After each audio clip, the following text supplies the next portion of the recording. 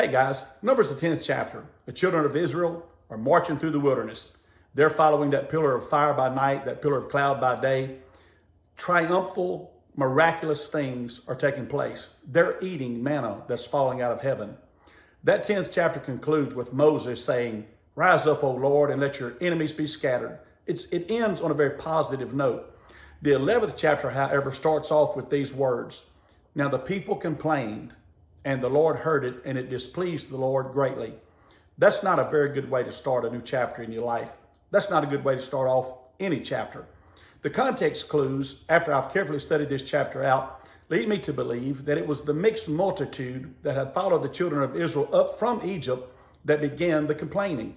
Fire came from the Lord and burnt the outskirts of the camp, consumed those people that were on the fringe. I think that they were only there for fringe benefits, no pun intended. They had came to see the miraculous, the signs, the wonders, to experience what God had done in Egypt there in the wilderness. And they had begun to get bored with the routine move of God that they were experiencing, even though it was an extremely miraculous move of God. We're just eating manna from heaven. We're just following a cloud by day and a pillar of fire by night. I mean, come on, we want to see something really big happen, Interesting how quickly sometimes people can get used to or familiar with a real move of God. I began to carefully study the chapter and try to figure out what the problem is here and why they are complaining. And as you read through the chapter, little light bulbs begin to go off in your head. And this is the conclusion that I came to. The complainers were much more interested in where they had been than in where they were going. All they could think about was the way things used to be. They didn't have vision to see how things were going to be.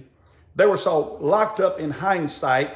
All they could think was, well, in Egypt, we ate this. In Egypt, we had it this way. Back then, where it used to be, God was in the middle of leading them to a promised land, something better than they had ever experienced in their entire lives. Freedom, blessings, miraculous events were about to occur that they could not have foretold even if they'd wanted to.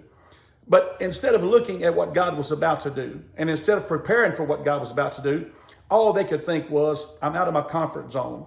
It's icky out here in the wilderness. We're eating this coriander seed that falls out of heaven, this manna. It's just, the cloud is there, but it's there every day. The fire is there, but it's there every night, Listen, don't get so caught up and so wrapped up in how things used to be that you spend all of your time complaining and not searching the scriptures to find out what's about to be. We're getting ready to walk into the most miraculous move of God that we have ever seen.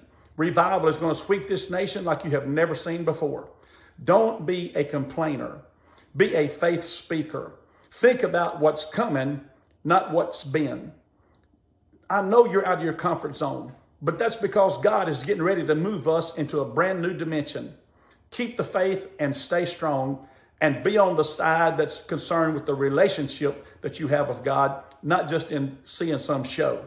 God's getting ready to do it, and I want to be a part of it, and I want you to be a part of it. God bless you. Keep the faith.